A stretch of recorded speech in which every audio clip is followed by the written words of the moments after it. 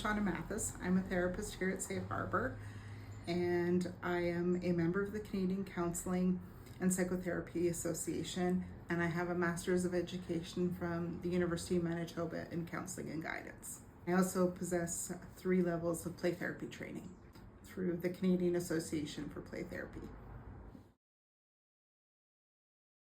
I specialize in play therapy and EMDR, and I offer therapy to individuals dealing with depression and anxiety, and also looking at their family systems and the maladaptive patterns there. I work with children as young as 4 and adults as old as 80, 90 years old. Play therapy is a method of therapy that helps children express their emotions. It is what counseling is to adults, as play therapy is to children. Children use toys as their words and their language, and they often use toys in different scenarios with their toys and their imagination to express what they are feeling. EMDR looks at the way that the brain has processed a traumatic event. Often when we experience trauma, it affects our ability to manage our lives, our emotions, and day-to-day life. Often people have flashbacks and disturbing dreams or memories. EMDR helps to rewind the brain and to process the experience in a more positive light and be able to manage life and those flashbacks more efficiently and live a better day-to-day life. I also provide talk therapy to help people with depression and anxiety and life experiences, and to also examine patterns within their lives and their families and help them change their lives.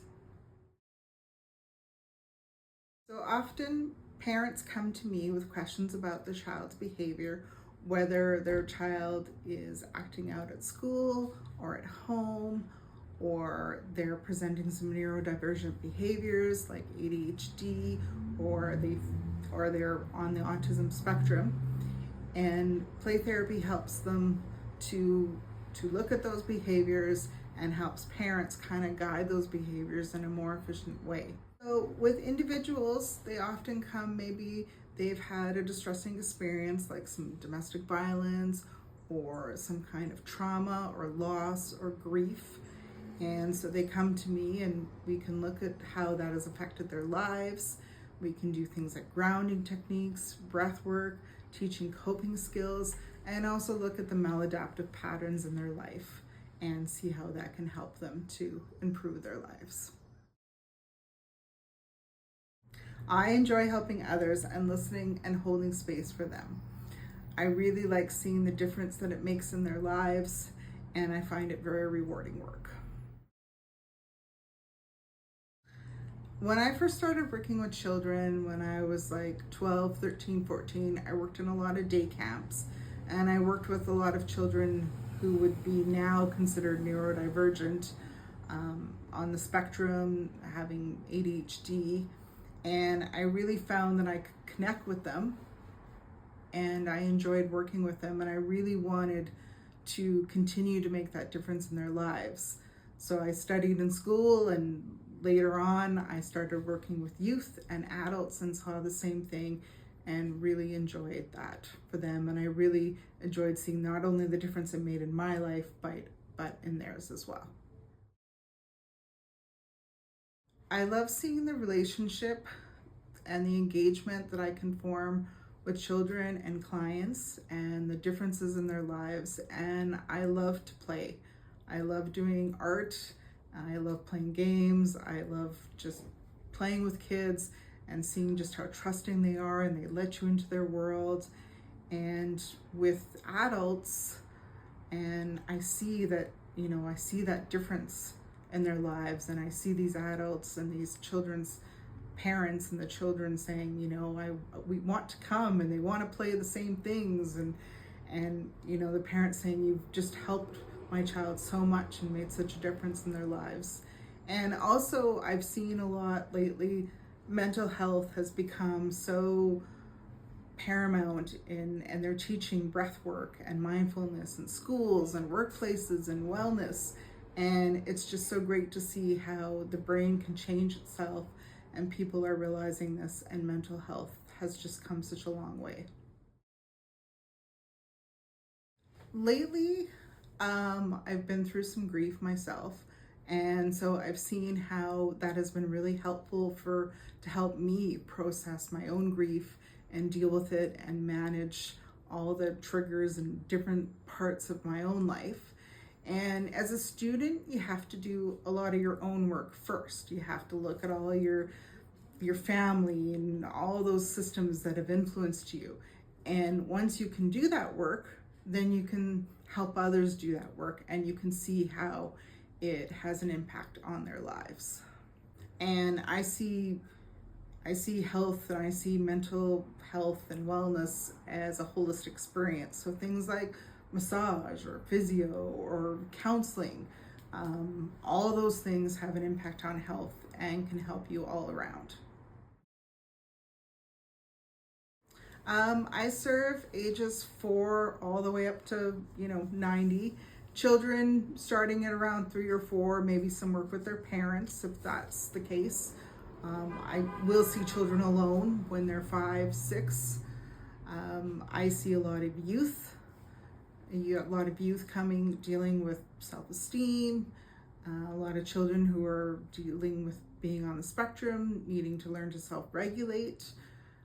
Their behavior is showing up, and they need, sometimes they're acting out, but they don't need to be disciplined and controlled. They need that connection to help them change their behavior, and not so much change their behavior, but just express themselves and know that, they've got somebody strongly connected and can kind of explore and be in their world with them.